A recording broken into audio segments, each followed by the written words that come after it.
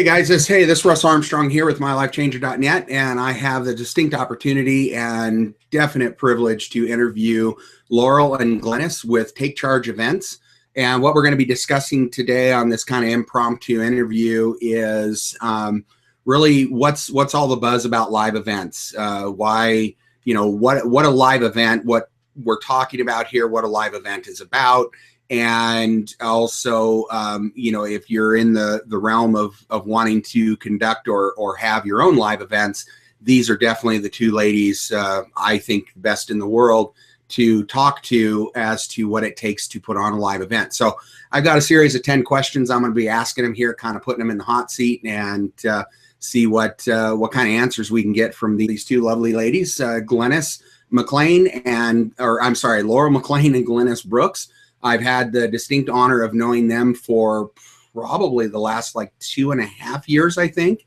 I met them down in Fiji at a live event and was just in awe what they were able to do for us at that event. And I was just, again, absolutely amazed on how things went, at least for me as a participant. Looking how seamlessly everything functioned, whether it be our activities that we went out and did, or just the event itself was just phenomenal. And the entertainment was absolute top notch. So I'm going to tell you a little bit about Laurel and Glynis here.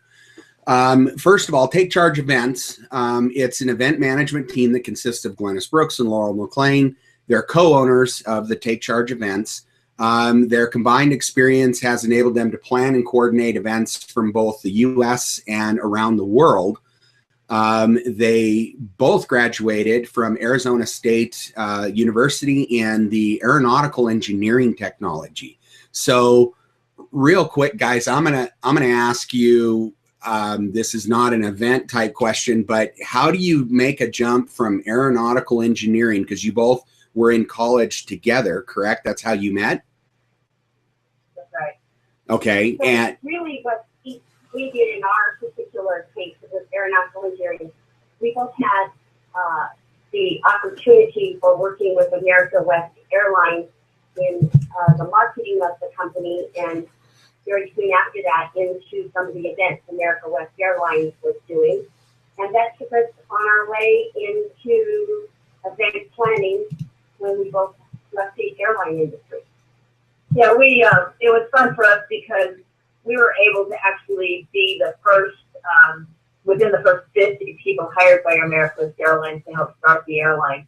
So for us, that was exciting, and that kind of starting an airline and working on events, I guess you could correlate the two, because you really have to have a lot of planning and a lot of things going into both of them. We both loved aviation, but you know what, we decided we loved the events business and decided to spend our time doing that. well, very cool. This is, I'm going to change my microphone setting here so we can make sure we've got both of you guys here. All right. And the sound quality, guys, is a little bit, is probably going to be a little bit different on this webinar because I have a microphone I'm speaking through, but they were having some technical issues. And so we're actually broadcasting over their phone and I'm picking it up with my mic. So apologize for that. We'll see how the recording turns out. And I hope you guys enjoy this, but that's an interesting story, how you went from that and you started in that marketing.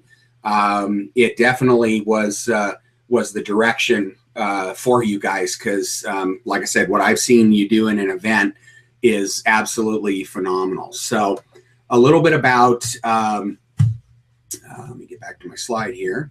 All right, so a little bit about Glynis. She's been in the event planning industry, entertainment industry for about 20 years now. And she has worked as an on-site producer with musicians, the Doobie Brothers, Creedence, Styx, I don't know that one, Darius Rucker, Huey Lewis, and Ray Charles, with Super Bowl and National Football League host committee. She has overseen events with the Hall of Fame legends such as Tony Dorsett and Emmitt Smith, and coordinated Super Bowl celebrity fashion shows concerts, and charity events. She has also worked with Barrett Jackson, Auto Auction, and other major companies coordinating their fundraising events and VIP functions. So definitely some serious qualifications there that you bring to the table, Glynis, when it comes to any kind of event planning here. And then Laurel. Laurel is a certified planner and certified marketing director. She has been planning and coordinating meetings and events for over 25 years. She has founded her first company, which was Fundamental Events in 1990. Laurel has planned and coordinated parties and events for both Democratic and Republican parties, various politicians, including John Edwards, National Organization of Women in Politics, and Fortune 500 companies. Fortune 500 companies such as ConAg Foods, Union Pacific Railroad, Mutual of Omaha, and Berkshire Hathaway Company.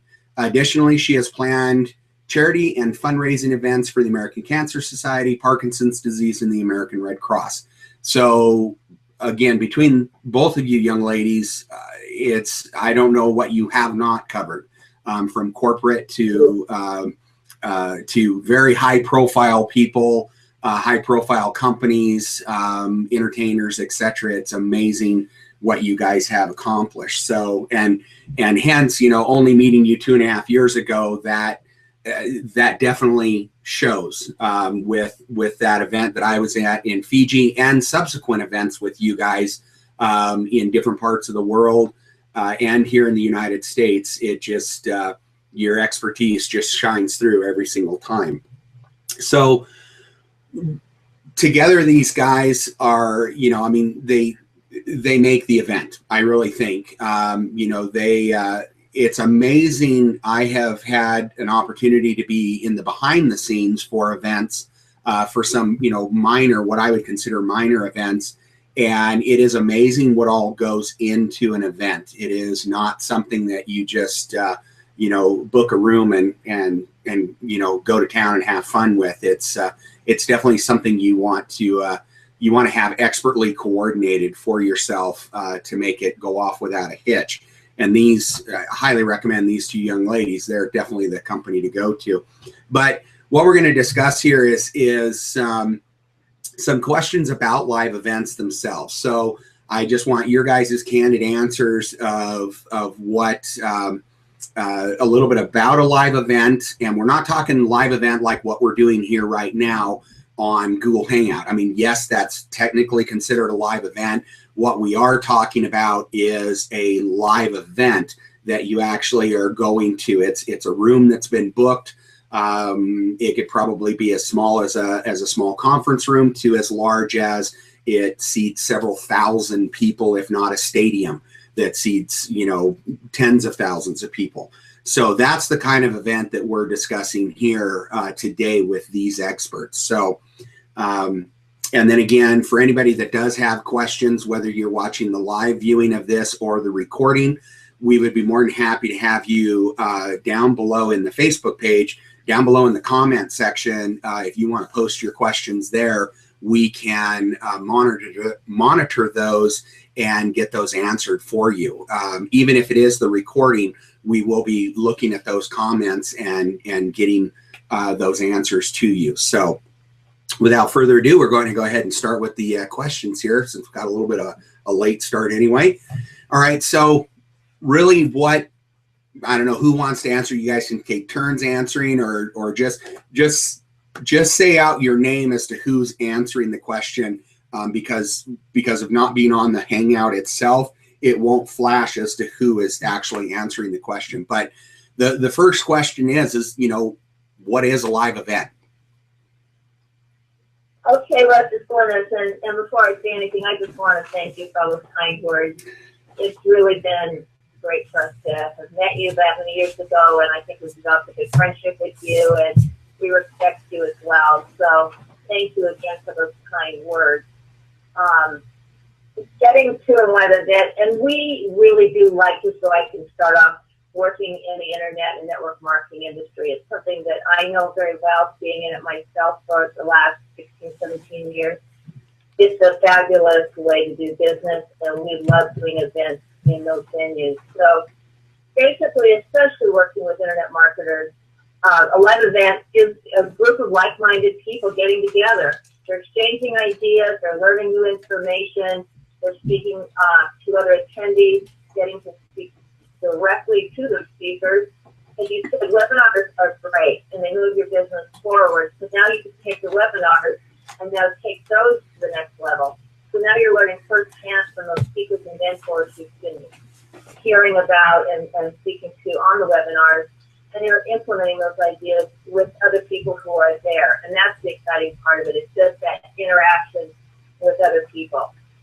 Because this business, because you're able to work from home, which is awesome, you tend to be isolated. So when you go to a live event, now you get to interact with all those other people and share ideas, and that's where it gets kind of exciting.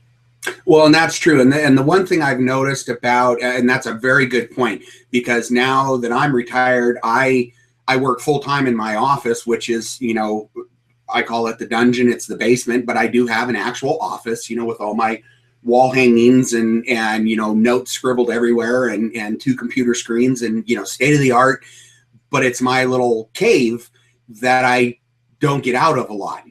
So that's why I like going to an actual physical live event, because one, I get to travel somewhere, whether it's just in town, depending on what event I'm going to, or if it's across the world. The nice thing about it is that you not only get to hear the presenters or whatever the event is about, you get to gather that information or see that event go through, but it's the networking. It's between those events, you know, during breaks, lunches, dinners, etc.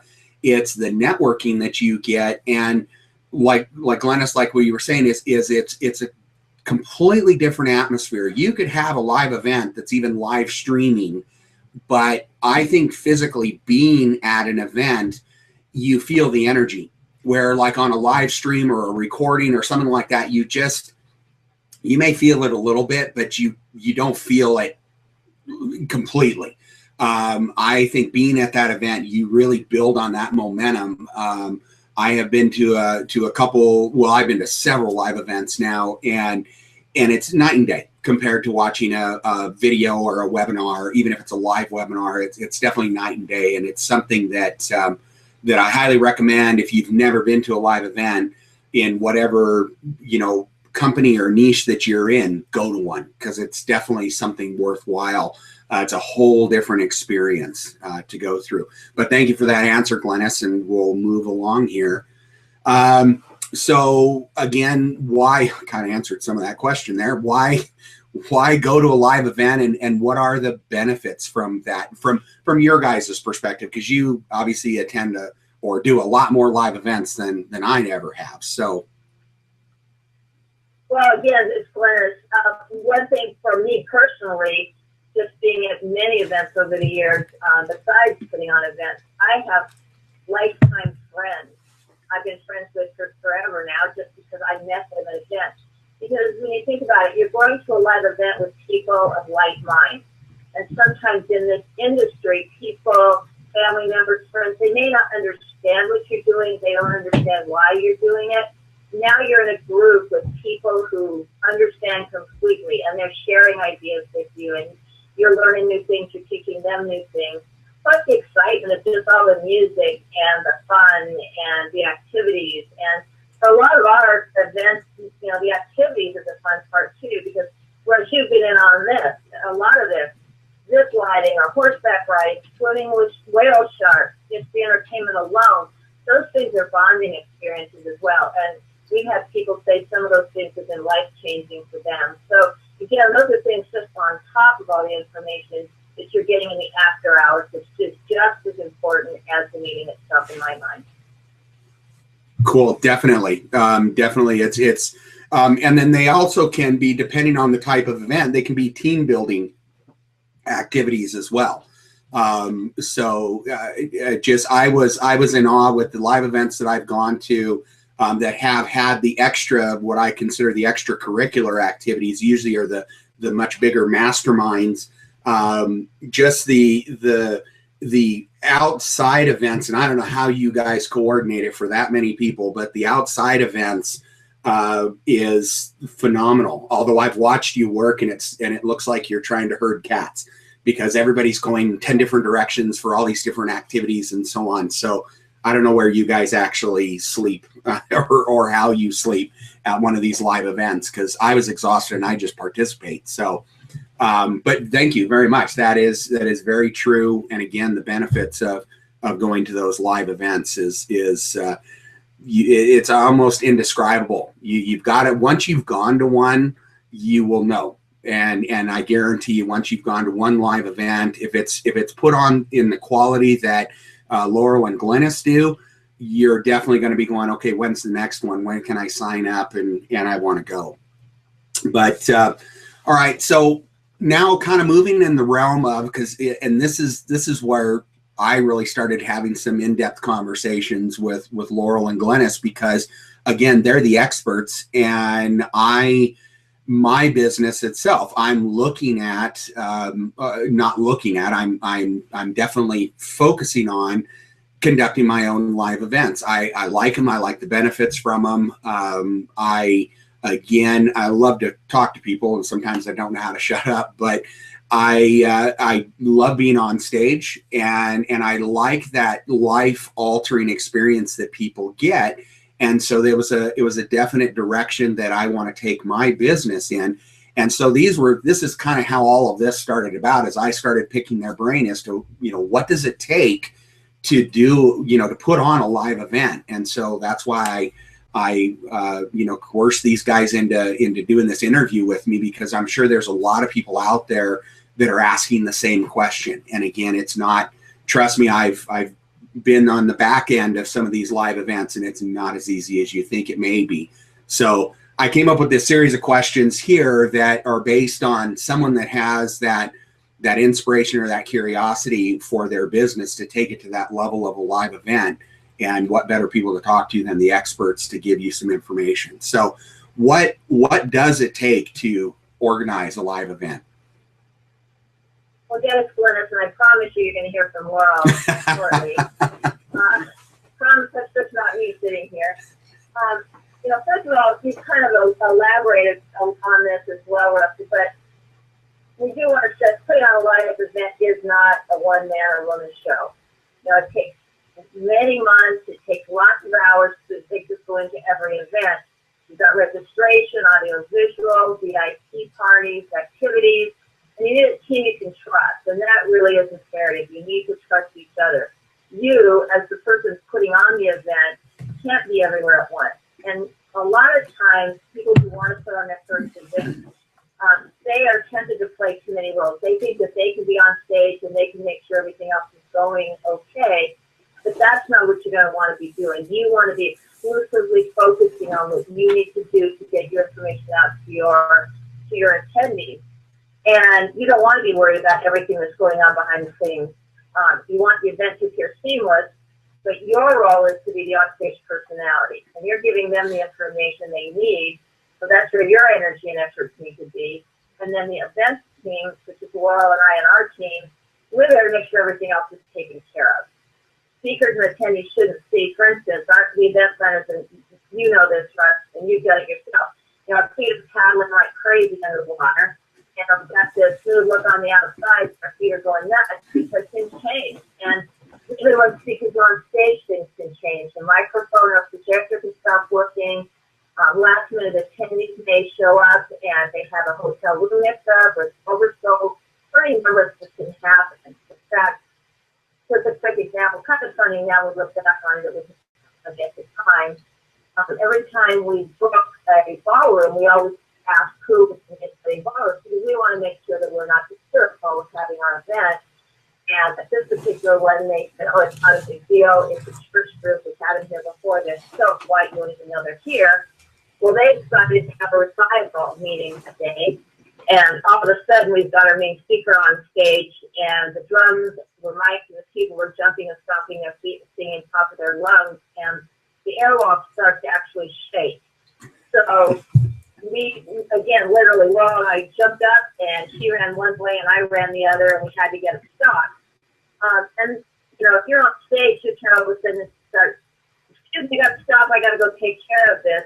that's what your events team does. They're ahead of the game. They're watching. They're making sure what's going on, so we can be one step ahead and we can take care of things to make sure that everything goes right. Because the bottom line is, you, as the person putting on the event, you want to make sure it's an experience that everyone goes away with excited, and they can hardly wait to get to the next one. Yes, definitely. And people that do know me, I profess, I don't think I'm the king of outsourcing, but I guarantee you I have finally learned, even though I knew this all along in the fire service, but outsource. Go to the people that are the best in what you want to have done, and seek them out and get them to do it. Because Glynis is absolutely right. I've worked behind the scenes in some smaller live events, and things go wrong. It is amazing how many of and they're just little things that people don't even notice who are attending the event, because again, the event planners are the ones that are scrambling to correct things, get a new piece of equipment, fix the audio, whatever needs to be done. And your event would suffer greatly if you really thought you could do it all yourself. I mean, I've run meetings that all by myself, and even that, when it starts to go wrong, it makes you look bad.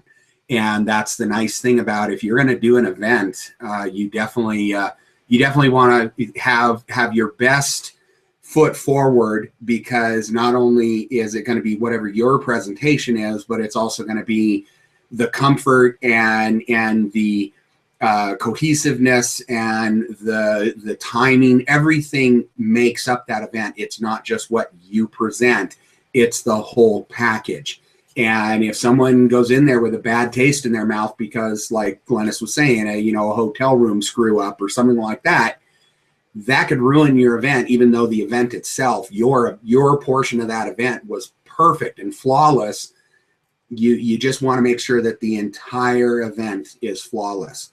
And again, going to experts to get that done is definitely the way to go. Thank you for your answer on that. And I got the next question coming up. How do you find the right venue? Okay, you finally have Laurel. I'm on. So here we go. The right venue. This is my part of the world. So Glynis got to do the introduction, and we're going to get into some nitty-gritty parts, which are the things that I handle a lot on the registration, venue, location, etc. So the question being, how do you find the right venue? Really, is like the old saying goes: location, location, location. If you keep that in mind, you will be happy with your venue. The thing to think about: the weather. Are you going to hold your event in Minneapolis in January, or are you going to hold your event in San Diego in January? Those are some simple questions that you can figure out for yourself. What gets harder is trying to find the time, date, and the perfect place. When we're talking about that, we're talking about knowing not only who your attendee is, but what your speakers expect, what your guests expect from your venue. If you're just having a training meeting, you might be able to get away with a small room for 20 or 30 and perhaps a whiteboard. But if you're going full out and you're having 100, 150, 1,500 guests, you're going to need to look at a destination that has the right fit for you. So when we're talking about venues and how to find them, you can start in your own backyard, but you also have to keep in mind, is it the right place for that event? Okay, and you're absolutely right. I mean, and I think the location itself, if I was holding an event, or if I contacted you guys and said, gee, I want to do this spectacular marketing event in Fargo, North Dakota, and I want it to be in the middle of winter, one, how am I going to draw the people there? Because people look at, I know when I travel, and there are events that I don't go to, I've been to that location before, or You know, it may be too far away to go, you know, so for me to go there, it just would be cost prohibitive, not the event itself, but cost prohibitive because I have to travel halfway around the world. So those are definitely some things to look at when you have that venue, and what is appealing to people.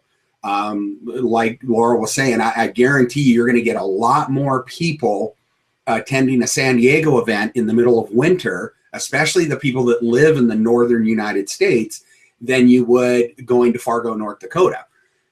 So that is really important. And then I think to tie back into a little bit what Glynis was saying is, you know, if you're doing a full-fledged event that actually has some, whether it be team building activities or just some networking and activities to kind of break up the event because it's a long event, you have to look at that too. What is there for people to do? If that's the kind of event that you want to create. And I guarantee you, again, when you're starting to process this information in your own head, it's going to the right people that you can start, you know, kind of brain dumping on them as to what you envision, what you're looking for, what you want people to do. Here's what my presentation, and here's kind of the types or the demographics of the clientele that I have. These two young ladies are the people that can take all of that brain dump and help formulate what you would need to make yourself a successful event. Because it's not just something, again, you just go down to the Holiday Inn Express and say, oh, cool, I'm going to do this and be done with it. If you want to be successful, you definitely want to do it the right way the first time. Don't learn by mistake. Do it the right way the first time. So thank you, Laurel, and I'm going to move on to the next question. I think venue is probably one of the most important questions out there. Is where do I go to do one of these events? All right, so that's absolutely correct. How much lead time, and this again would probably go back towards the venue, etc. But how much lead time do you need? If I were planning an event that is in a really let's say resort type area, very high traffic area, etc., versus, you know, I just want to have a meeting with 50 people in a room in a, you know, a city somewhere. What kind of lead time do you need for something like for those kind of scenarios? Okay, Laurel here again. And when we're talking about lead time, you're right. It really depends again on the destination that you're thinking about. A perfect lead time might be 6 to 9 months within the United States in a specific city, but internationally, you might be looking at planning an event that's 1 to 2 years out. Those really are dependent upon what's going on in the event industry and in the hotel industry. So to preface that a little bit, I'm going to go backwards, which means a couple of years ago, when the economy was really hurting, so was a hotel. And you could call up a hotel, 3 months in advance and say, I have a group of 200 that are coming, and I'd like to have them there in August, and you're calling in June. They might be thrilled to have your business because a couple of years ago, the hotel industry was really hurting. However, with the economy starting to turn around, it has also turned around those lead times. So when I say 6 to 9 months, you have to be very open to looking at a number of different cities, a number of different venues, and then you have to contract and look at several of those venues in order to move forward. If you're going internationally, again, it's a whole different story. You're looking at something like a Fiji or Mexico even. You might want to be looking a year to even maybe 24 months out. Wow. Okay. I mean, that is huge. It probably also depends on the number of people that you're hoping or planning on having attend this event. I know that the first event where we met in Fiji, I had never traveled internationally besides up to Canada, and that was pre needing passports because I live in the States, and I know I was scrambling to get my wife and my passports back to us, or completed and back to us in time. And so there again, having that preparation, people, I know I always like the farther out I can plan, because I'm a huge planner. I like everything on a calendar. And the farther out I can plan, obviously, if I am having to fly somewhere, it's much easier for me to book reservations 6 months minimum in advance. I'm going to get a much better deal. And then I can constantly keep looking at the airline to see if it gives me any other discounts. But it's much easier to book well in advance and get a cheaper ticket than it is the closer you get to an event trying to book a ticket. The airlines know they got you and they're going to charge you more. And then also, hotels like to plan things out way in advance, especially if it's a large group, etc. But that was a good point also, is to having, kind of goes back to that venue question, having some alternatives in place, because, as we all know, things happen, especially if you're booking something that far out in advance. You always have to have a plan A and a plan B, because things can happen to plan A and you're all of a sudden scrambling for plan B. But I know that I wouldn't want personally that headache, and that's why I would hire people to take that headache on for me, because they know what they're doing. And Laurel, you did mention contract, and that's one of my questions in here coming up. And so we'll move on to the next question, but thank you very much for your answer there. Sure. Right. And Rex, I'm going to add one thing to that particular question, because I don't want people to go away thinking, oh, well, I was thinking about doing an event in September, it's not enough time. Quite honestly, there are things in the hotel industry called hot dates. Just like there are plane seats that come open at the last minute and you can get a great deal on them, there are also hotel hot dates.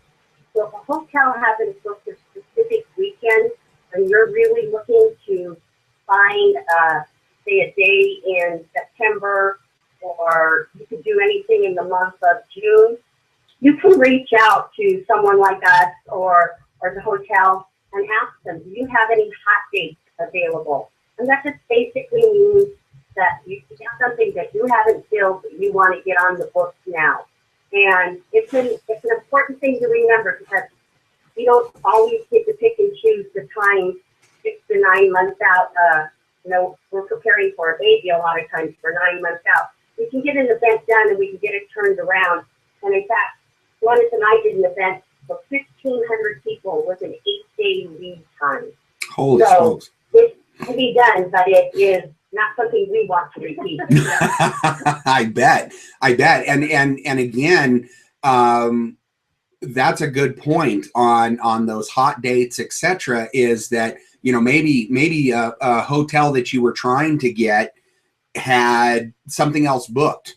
And as you get closer, and it may be a hotel that's, a mile away from the one that you're maybe currently even booked at, but the one you really wanted to get, they may have had a cancellation or something that you're able to move that event over. I don't know. I mean, I'm just kind of spitballing there, but I do agree. And I have watched you guys just literally, your magicians, pull a rabbit out of the hat on some of these things to get them to work right. But again, it boils down to, do I want to spend a lot of time, or have my staff spend a lot of time on a phone calling different hotels and resorts, etc.? Or do I want to basically dump this into Laurel and Glynis's lap and say, hey, can this work, and can you get busy on it? And that's the kind of outsourcing that I like, is that I can give someone else the task, and then they just report back to me, hey, this will work, or no, you know what, but if you can move here or there. You got to realize that if I'm doing it, I'm not working my business and I'm not making money. And so I would, again, I would outsource to the professionals to get this done. So going into this next question is, how expensive is it to hold an event? And I know that's a very broad question, because I have seen as fancy can be that I've seen you guys do. And then I've seen on the lower end, you know, where it's a really good event, but it's a lot more, it's scaled for the type of event that the person is holding versus the grand events. Obviously there's a lot more to it, but you know, how expensive usually do events? And I mean, we're not looking for specific numbers, but you know, kind of give us a ballpark. Sure. And this is Laurel again, and I'm going to be talking for the next couple of questions because these really do have to do with the venues and budgeting for rooms and meeting rooms. Food and beverage is a good portion of that. But that is a really broad question and a very difficult one to answer because it all depends on the type and scope of your event. So if you're going to be doing that grand event, something like the Eric Warriors or the Matt Lloyd large events, the Sonia Stringer events, you're going to be putting out maybe hundreds of thousands of dollars. Those are huge events, and they take a lot of time and planning, AV production work, etc. But you need to know your own budget going in. You need to think about it a little bit before you come to us and say, oh, what's this event going to cost me? You need to have an idea in the back of your mind, this is what I'm going to spend on my first event. So if the number is 20,000 or the number is 50,000 or the number is 500, Glynis and I will be able to come back to you and say, this is what you can do for that budget. So it's some planning on your part before you have a conversation with an event planner or anybody else. You need to really know where that money is going to be going and how you feel you want to spend it. So we can do an event. We have done an event that cost a couple of $1,000. A one-day event. You're not going to have speakers. You're just going to have some microphones and a whiteboard, something like that. And you're good to go and on your way. So your training session is up and running. But if you're going to be going to put on an event where you're going to be selling a product to somebody, you're going to say, come to my seminar and it's going to be, $999, whatever. You need to provide value for that event, and you also need to make sure that you can make your commitment to that event. So when we get into some of the other questions about our expenses and how we look at it, that would make a lot of difference in how to budget. But you do have to have some background on your own before coming in and looking for budget numbers. Okay, that's a good point. I know because the event I'm thinking of, I have a grand plan, but also, in my mind, I have to figure out, okay, if I draw this many people and they're paying X amount of dollars, this is the profit margin I want to walk away with. And so that then is going to give me my budget to be able to say, all right, Glynis and Laurel, this is what I have to spend. This is, what can I get for that? Here's some ideas that I want to do. Can I get it for that amount of money? And if you turn around and, just with your knowledge base and say, yeah, you're way out of the ballpark here. If you want to do these things, you better start looking at tacking on a lot more money. Or you may say right off the hat that, well, this may work. Let us start looking into it a little bit further and get more into the details. But if I don't have a number to deal with, then like you said, it's very hard for you to even, where do you want to go? And then you have to be careful on pricing your events for your attendees because majority of them are going to have to fly there. And as we all know, airfare is not the cheapest thing in town anymore, especially if you're flying internationally.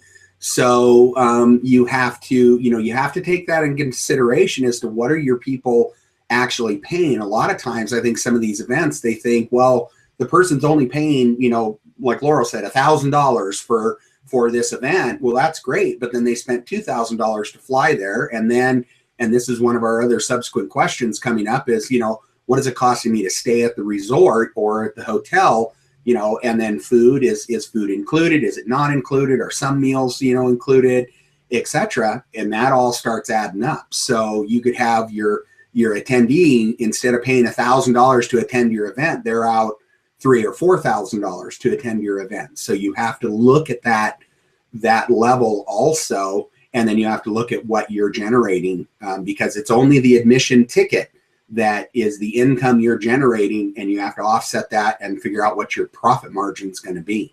If you are paying for speakers to come in, etc., or you're setting up their lodging or paying for their airfare or whatever it is, you have to include those into your costs, into your planning stage.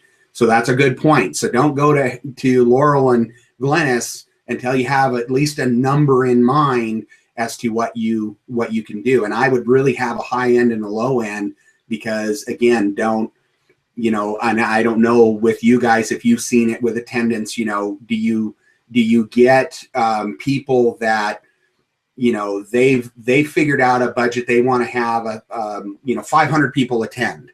What do you think is the average? Do a lot of events sell out? Or what do you think is a good industry average for, let's say, marketing events, of if they're planning on 500, what do you think a percentage is that on average shows up? Well, I can say to you that most people who are looking at about 150 people coming to the event with nice lighting. We're not talking about big introductions with, you know, huge fireworks going off or anything, but nice lighting, good AV, and all the things included that you might be talking about, right around the $20,000 mark. Now that's for a group of somewhere between 125 to 150. Those would be fixed costs. I would say this, that it's not necessarily always more expensive to go for the bigger numbers. You may need a little bigger room, but the same AV cost, the same kind of lower end cost of a big AV spectrum are going to remain the same, whether you have 100 people in the room or 500 people in the room or 50. Those costs are fixed. So Okay. it doesn't really matter, because I know a lot of people looking at their first event might be saying, like, there's no way I could get 500 people there. So you also have to start looking at somebody who's thinking, maybe I'm only going to have 25 to 50 people. Right. Well, your AV is going to basically, the basic AV will be the same. You're just going to add more bells and whistles because you have a bigger budget with more people. But does that make sense? Yes. Yes, that does. That does. So you gotta be thinking that through and be realistic on your thoughts. It's probably always, well, I don't know, maybe it's not easier, but if you're looking at a venue that says, all right, this is what we want to have there, this right now with preliminary, because a lot of marketers will put it out there, you know, just to kind of see what the buzz is about it, see if people are, you know, if there is an interest and so on. And sometimes that may be a way to look too, is talking with Glynis and Laurel, is that, you know, is it expandable? Because if you have a lot of that prep time and you're getting a lot of interest in this and people are booking and so on, you know, do you have enough that you can do an overflow? Because, you know, we'd all hate to have to cut people off and say, hey, no more, you know, we can't take anymore. So that may be another thing to look at as well. So very good. Thank you. All right. So what are some of the things to watch out for? And I'm going to elaborate a little bit on this question here is, again, having a little bit of behind the scenes experience with events and so on. If I were coming to you as someone wanting an event planned, you know, what are some of the things that I need to look out for? Obviously, there's a lot of, I don't want to call them traps, but I mean, things can get expensive really, really fast. So obviously, you know, we've already discussed location and the venue itself, etc. So, you know, what are some things, what would you consider some high points of things to start watching out for when you're starting to formulate this idea in your head? Sure. Laurel, again, on this particular question. Some of the things that I find a lot of times people who are planning events on their own don't consider are what I would call the moving costs. Those things that will move up and down because of either the number of attendees you have or perhaps where you're holding it. And then in the end, then the type of event that it is. So these kind of moving costs might be food and beverage. So most people think that they have a really good handle on their food and beverage because they're going to have a bar and they're going to have 20 people and it's a VIP event and that's all I'm going to bring in there. And that is probably one of the places that people either do not budget enough for or are careless in the way that they are planning it, because that is a movable number. If you think that you're going to have 20 VIPs, you have to think about, okay, are those VIPs going to have a guest? Now we're suddenly up to 40. Oh, wait a minute, what about my speakers? Now we're up to 50. What about this? What about that? Whenever you look at food and beverage, you want to budget above and beyond what you really want to spend. And I know that's a hard thing for people to say and to get their head around, but it is so true. That is where your budget is really going to go out of control. Some of the other places that you need to look, especially in this industry, is the internet cost. Are you going to be live streaming your event? Are your attendees going to be able to expect to be on their smartphones or their iPads? It makes a lot of difference because hotels do not usually offer internet access in their ballrooms for free. You have to pay for that access. So a lot of people get caught up in that trap, so to speak, of what it costs to get internet put in the room, what it costs to feed and have bars for your guests, and AV equipment.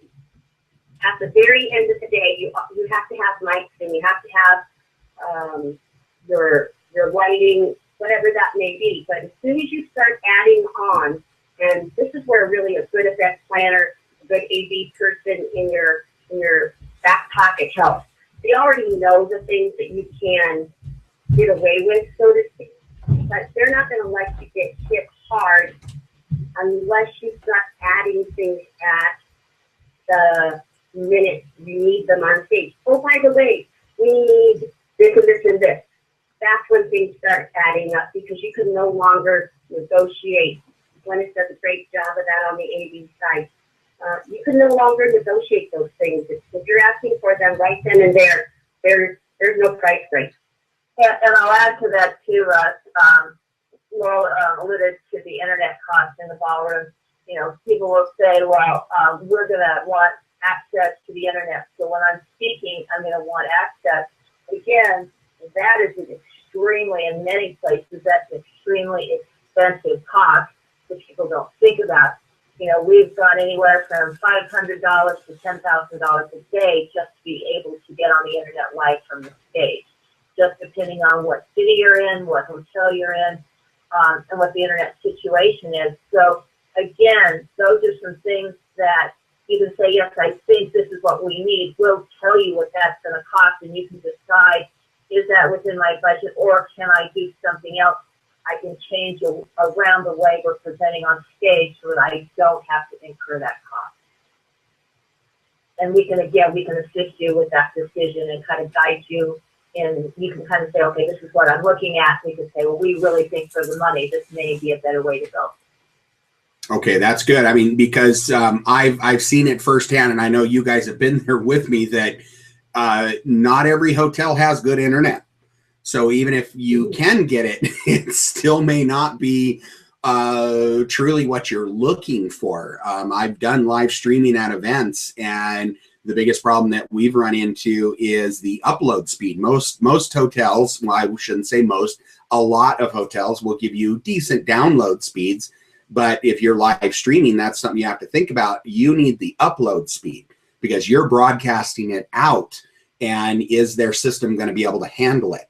And is it a dedicated system versus are you sharing with the entire hotel? Because they could say they have high-speed internet, but if you get a third of their hotel on the internet all at the same time, then you have, you know, almost slower than dial-up internet. And that could make or break your presentation. Yeah. You're right, Russ, because you know, you've experienced it. Yeah. And all of a sudden, no one can do anything. And they'll say, well, or I've had them come back and said, oh, I thought I knew what you were talking about, but I guess I really didn't. And we don't really have that ability. Or, yes, we told you it was dedicated, but it really wasn't. And we thought it was. And now, as you said, the whole hotel is using it.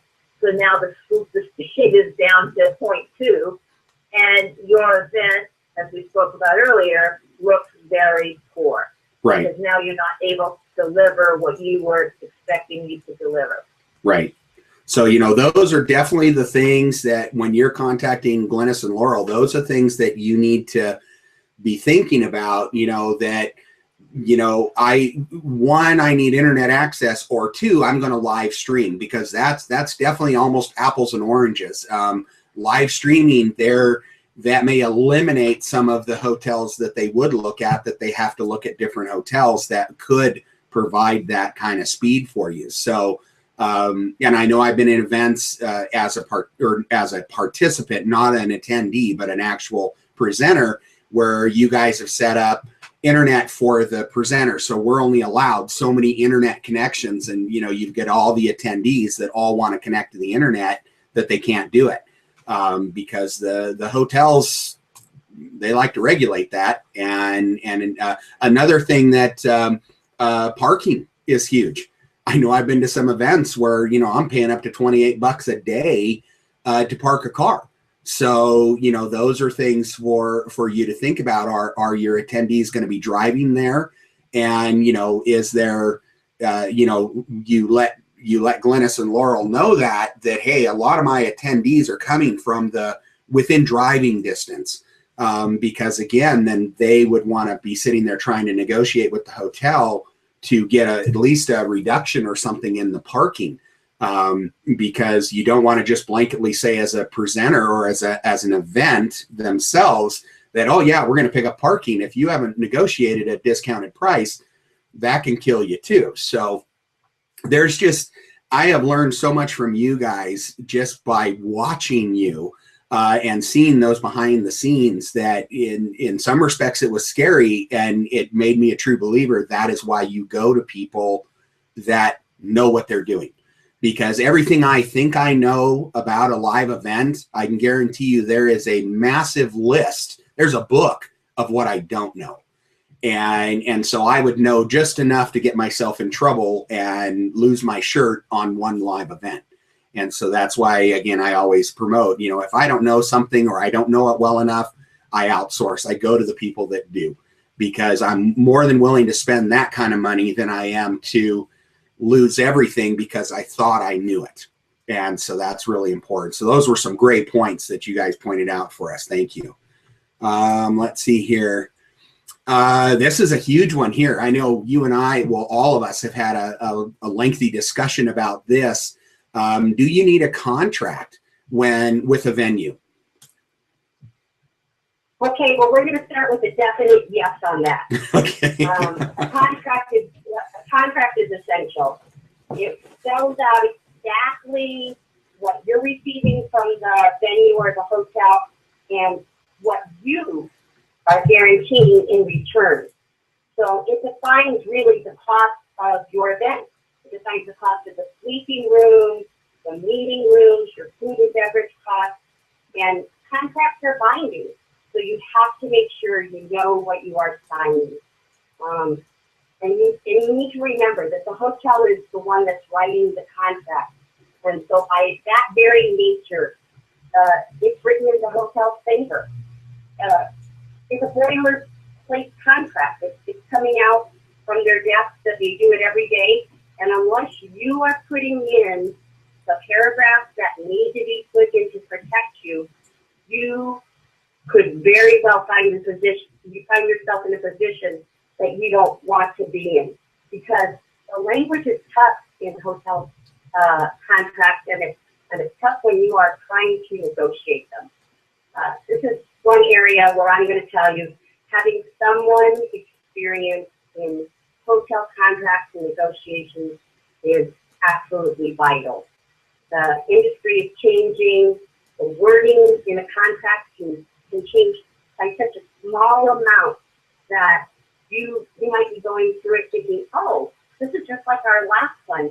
But in fact, that small bit of wording could change everything for you. And it could really make or break your event. So yes, a contract is essential. And I'm going to give you an example of that. Let's just assume that somebody's planning a weekend event for 100 attendees. And so they get up there and they start talking with the hotel person and they say, yeah, I need 100 rooms and I need it for the weekend. And we're gonna stay. I'm gonna have a dinner for them, et cetera, et cetera. So the hotel comes back and they have 100 rooms on Friday night, 100 rooms on Saturday night, and 200 rooms total. And at this price, say $100 a night. What can end up happening if you haven't read through that contract and know some of the legal terms, some of the contract pieces that can put you in a bind, is what happened to somebody who came to us a little late. And that was that they had contracted for 200 rooms, but they didn't think about it because they thought, oh, well, I'm going to have 100 attendees. Only 50 of their attendees stayed. And of those 50 attendees, some only stayed one night. So now their rooms were 80 out of 200 rooms. This client, who was later our client, let's say, actually ended up spending $15,000 out of pocket because they did not make their room commitment. So Wow. Contracts are just really one of those places that you don't want to leave to chance. Right. I mean, 15 grand, even 10 grand, that may be your profit margin. I mean, that right there makes or breaks your event. You could have the best event ever and so on, but no one, I envision the best event ever and still walking away with some money in my pocket. That's the whole purpose of the event. And I just, that could be huge. That's a great point there. And I look at it as, it'd be like if I was going to go in, on a legal issue and I had to talk to someone else's attorney and I'm representing myself, who do you think's going to win? Even if it's just someone explaining something or whatever, it's, you want to go with knowledge, not yourself with a lack of knowledge, because like you guys were just saying, is that these hotels, they're in business to make money. They're not in business to just accommodate for you and hope you have a great day. And at the end of the day, they don't make a profit. They're in business to make a profit. They've been doing this for years and years and years. Even if it's a brand new hotel, I guarantee you they've brought in people on their end that have been doing this for numerous years, or corporate or whatever. And so you want to have someone speaking on your behalf that knows all the ins and outs of these contracts, because I've heard horror stories, and I personally, I would not want to put myself in that position. It's something that, and I'm going to kind of ask you an off the wall question here. I know actually I've asked you this before, but I'll ask it here on the event. What if I had just a really small, meeting almost, I have 20 people coming in and it's more of a meeting type atmosphere and so on.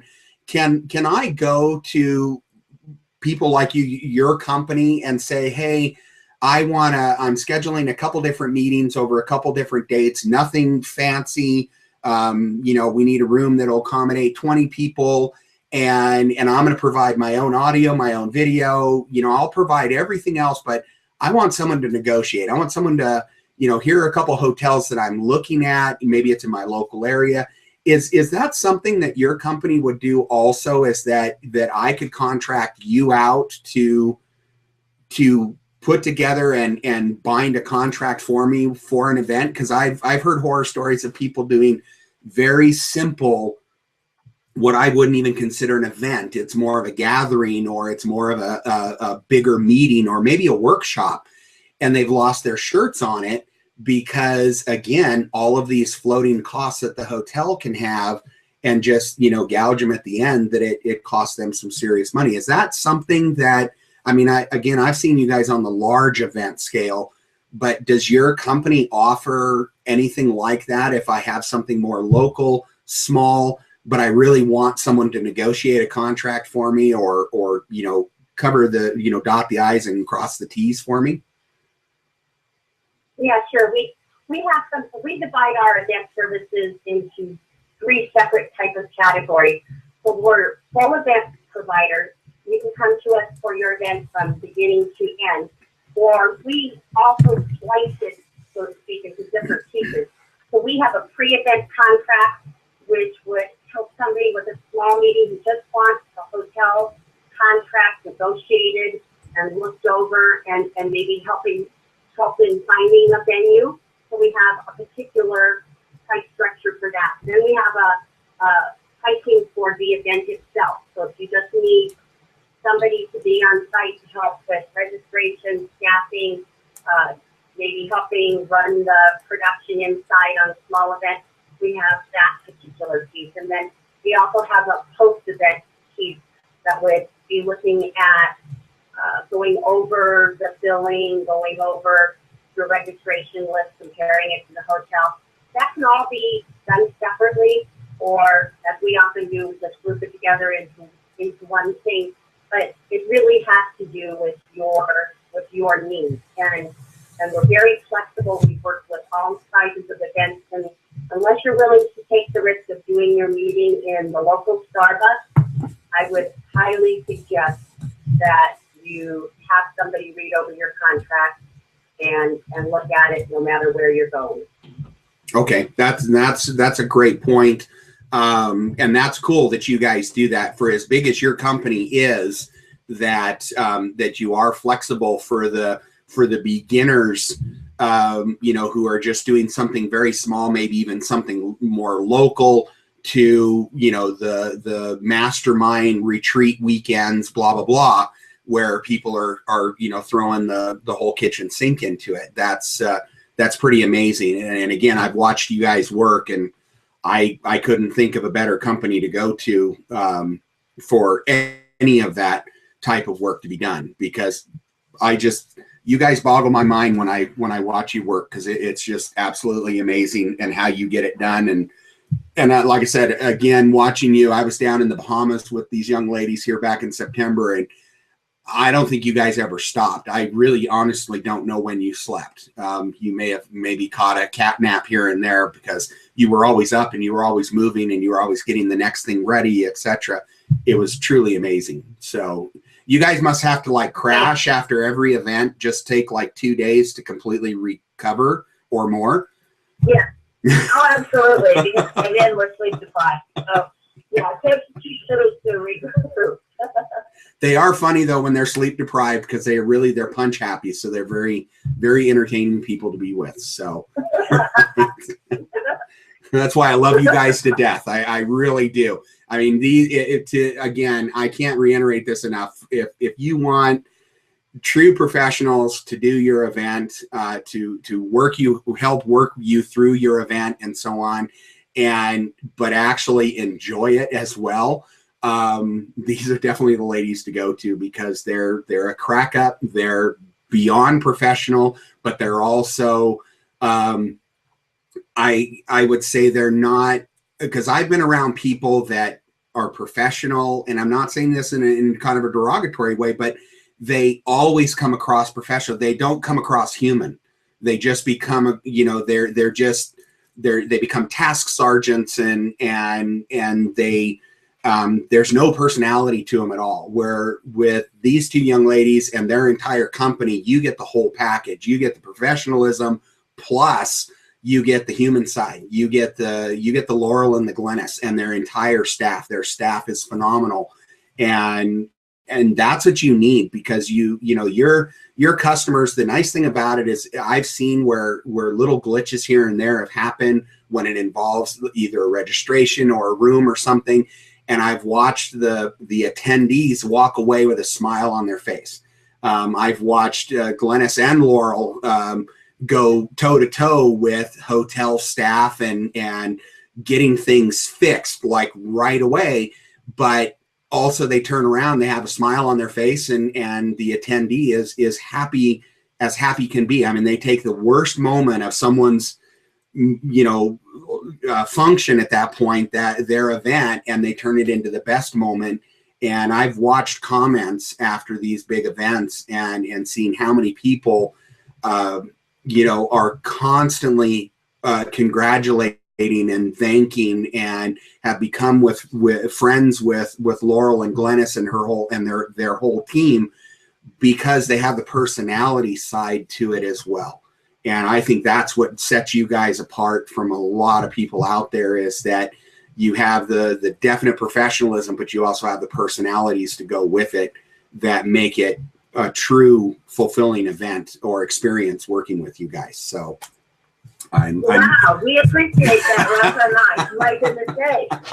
I didn't realize we walked on water, so thank you so much. You do. But you I do. will say, we love the people we work with, and that, I think, that is nice to hear that it comes through, because when we're working an event, we truly care about the attendees, and we know how we would feel if we were in their situation, and they spend a lot of money to go to an event. Even if a lot of money is a couple of $100, it's a lot of money to them.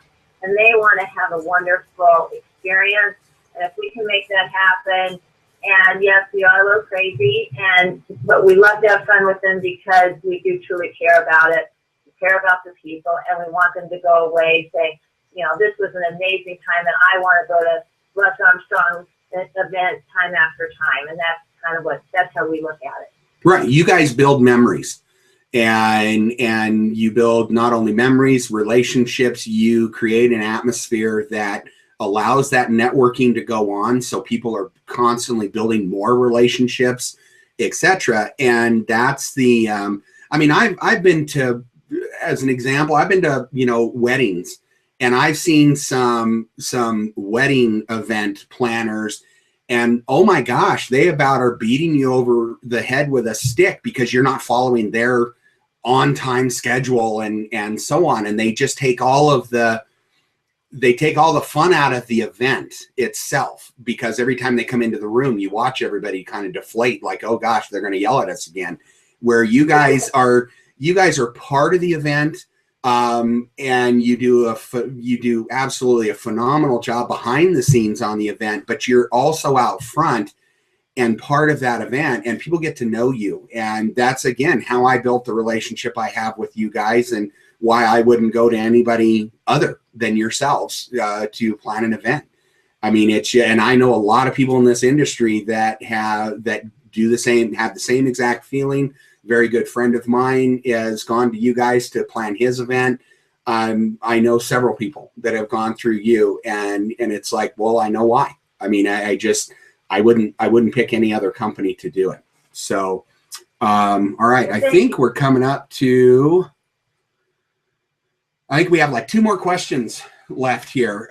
So should people stay at the venue? Now, this obviously would be, maybe like a weekend long event. Maybe it's just like a Saturday, Sunday, or maybe it's a Friday, Saturday, Sunday, or those things that you should be looking at if you're kind of formulating a plan before we come to you as to, should we be thinking of things like this? Yes, absolutely. This is Glynis. A couple of things to that, 2 sides to it. The first, for the people staying at the venue, that's really where they want to be, because that's where the networking takes place after hours. That's where the fun takes place. That's where you're going to be, meeting at the bar or going to dinner and having a good time. And you want to be a part of that. That's part of the whole experience that you're going for. Now, from an event standpoint, someone who's putting on an event, you absolutely want people to stay at the venue, because it goes back to what Laura was talking about. You want to make your numbers. So you're going to have, we always come up with some kind of incentive that makes people stay at the venue, so you make your numbers, because a lot of people will say, well, I have frequent flyer miles and I want to stay at this hotel or that hotel. So you want to kind of overcome that and make it enticing for them to stay at the venue. And then it helps you make your numbers, because as Laurel said, you think X amount of people are going to attend. You want to make sure that they do fill those rooms and they're not staying at other hotels. So that is a big part of making your numbers, is making sure that the people who are coming from out of town have an incentive for staying at your venue. Okay. And the other thing that you got to think about, because I know I have been guilty of this and I've seen it happen a lot, is that if it's a group of people that already know each other, or a lot of them know each other, like, you know, one of the masterminds or something, where these people have already connected some of the attendees going, you'll get people too that'll double up and sometimes triple up into a room. So there's 3 participants that are going, but that's not 3 rooms. It's still 1 room. So that's another thing to be, you know, you got to be leery of that, and you got to be looking at it. Sometimes I understand, because, you know, sometimes the cost of the hotel room, like I said, as an attendee, you got to be thinking of what are all my costs involved here to go to the event. It's not just a $500 or $1,000 event. It's, you know, that on top of, you know, food and transportation and hotel and so on. But I do agree, you want to stay at the venue, because I have gone into more joint ventures and marketed with more people, networked with more people before the event, middle of the event, like at lunch, and after the event. It's what rounds out the entire event, is being able to, you know, stay up with these people till 1 a.m. and then have to go to the event the next morning, or maybe sometimes even 2 a.m.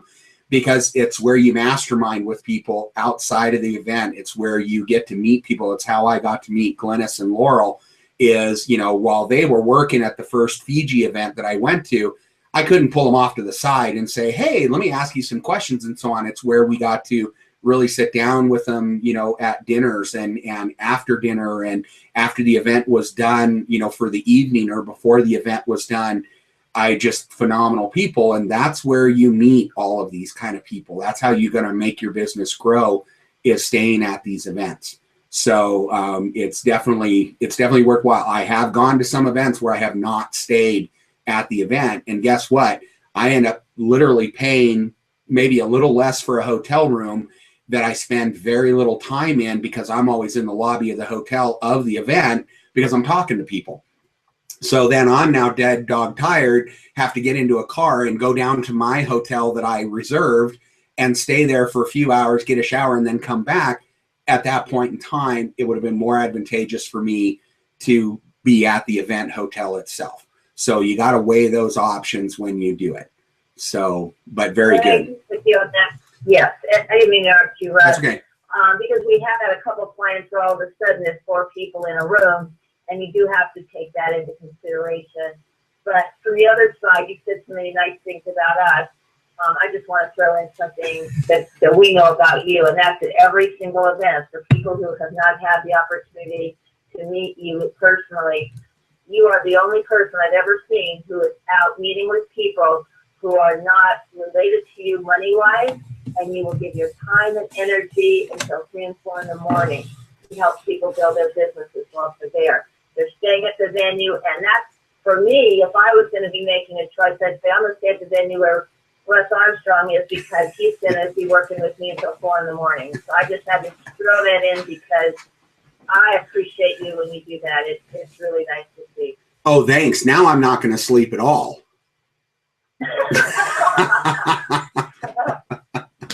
We go, you go. Well, thank you very much. And I enjoy doing that. I really do. I mean, yes, it's exhausting by the time I come home from an event. I mean, I was in the Bahamas, and that may be one of the ones you were talking about. I probably spent 2/3 of my time out in the lobby helping people individually than I did seeing the presentation. And I was there as an attendee. I was not there as a presenter or anything. Luckily I saw the people that I wanted to see for the whole, 3-4 day event, but I was there to help people as well. And so I built some really good, strong relationships, friendships by helping those people. And, you know, it all pays off in the end. I just truly believe in karma. If, you know, if you help people, one day people will turn around and help you. So it was a lot of fun, and I just enjoy doing that. But yes, if we all were staying at different hotels, that kind of thing wouldn't happen. And so I think that's where it's very important to, you know, to figure out how you can do it. Stay at the hotel of the event itself. It's definitely worthwhile. All right, and this is the last question. Ta-da! We are down to the last question. You never realized 10 questions could take this long, did you? No. All right. So this is kind of the lead-in question here. Is there? You guys have given us some great information over this really a little bit over an hour presentation here. I mean, we had some glitches in the beginning, so I'll edit the first part out and start with the actual webinar itself. But you know, this is just kind of the tip of the iceberg. It's some great information. That's why I wanted to do this kind of webinar, because again, my thought process is in my own live event, and I know I've talked to a lot of people, and talking to them because they've never met you guys, and just listening to them, they have no clue as to what it will take. They just think, oh yeah, you just go to a hotel and you book a room and you're good to go. They have absolutely no clue at all. So is there, you know, somewhere obviously or someone that teaches on how to do this? And I know I've kind of discussed this with at least Glynis before. You know, do you guys have any kind of a program or something? And I'm not saying that it's going to be able to teach someone to go and do a Jonathan Butt or a Matt Lloyd or you know, a massive event or anything like that, but just enough, just like this webinar alone gives you enough information to say, hey, I got to go to professional people to get this done. But is there, you know, have you guys ever, or have you created any kind of a product or anything that just gives people some of that basic information that, you know, kind of is a little bit more tidied up versus our webinar here? Have you ever done anything like that? Or is there resources out there that can be done? Or is it best, well, I will tell you, it's best just to go to you guys directly with your plan in mind, or at least an idea in mind, and definitely a budget in mind, and then go to you guys. But that's kind of the last question there. I'm going to put you on the spot. Sure. And I think that there are a lot of different ways for people to find out about how to do their first event and what they can do. But they can always contact us at Take Charge by going to our website at www.takechargeevents.com. And you can email us directly from our website, and we'll be happy to answer some general questions for you. And then starting next week, April 1st, you can find some information about our one-day seminar, which will be held August 1st, for those who are thinking about hosting their first live event. And this seminar will be an introduction type course designed to help you prepare and launch your first live event. And we'll try and cover subjects like site selection, contract negotiation, audio-visual, food and beverage, etc. And then a couple months later in October, we'll be following up with a 2-day event, intensive workshop event, where we're going to do some breakout sessions and in-depth seminars on event production, event registration, again, audio-visual, hotel contracts and negotiations, and even how to find speakers for your event. So we'll be having both of those things up on our webpage starting April 1st for those who would like to contact us.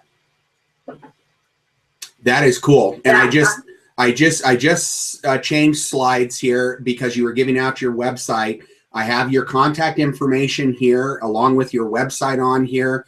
It is definitely what you want to do. I'll be looking for that April 1st announcement on your site because I would like to see that as well. I know in the fire service, you know, I would go to classes that were grant writing classes.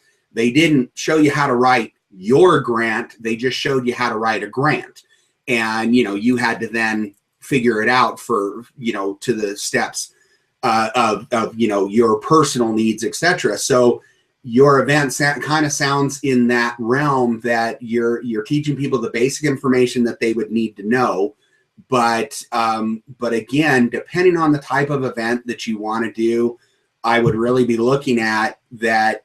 If it's something small, that going through Glynis and Laurel's training, that can help you through the way. That's great and highly encourage it. But again, depending on the type of event, I know personally the kind of event that I want to do, I definitely want to have them do it for me. So it's I'm a true believer in finding the right people for the right job, and they are definitely the ones that you're going to want to pick for finding that, getting your first event, or maybe your second. Maybe you did the first one on your own, and there is life after your first event if you did it yourself.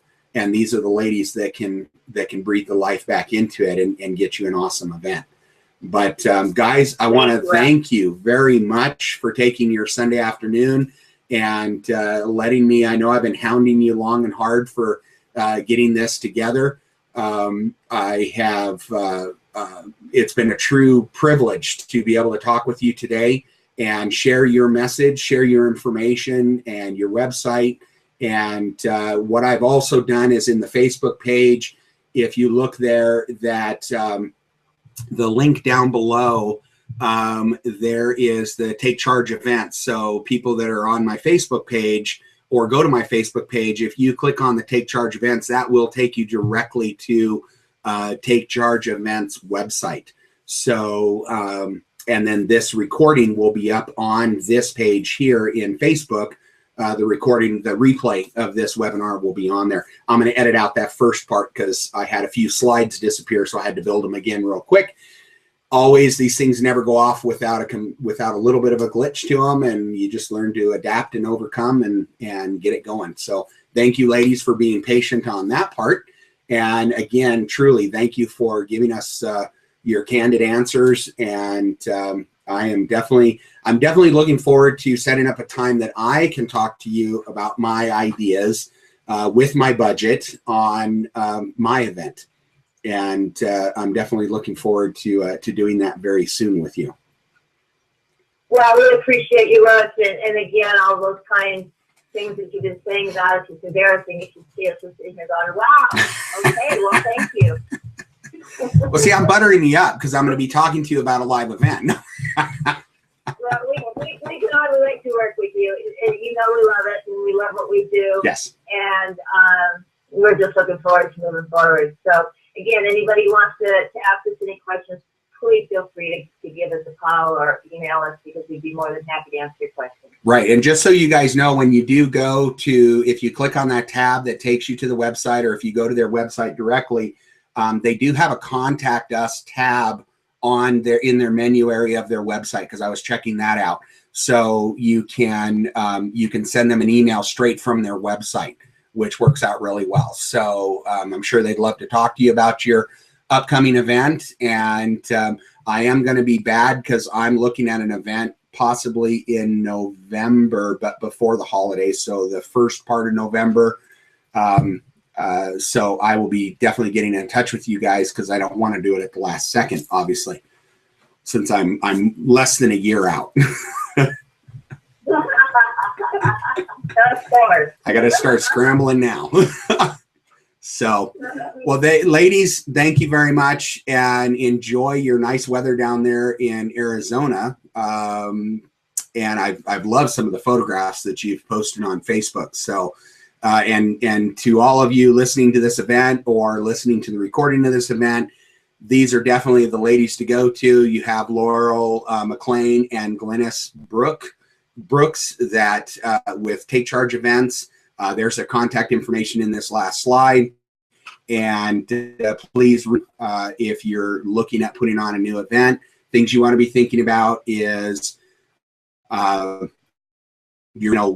do you think your budget's going to be, and what do you envision on an event, and then check with them, and they can start working with you from there. So again, we appreciate you guys being here, and we're going to go ahead and sign off. And thank everybody for attending this event and everybody who is subsequently going to be watching the recording. So you guys have a great day, and you know, enjoy yourself in 2015. Make your business grow. We'll talk to you later.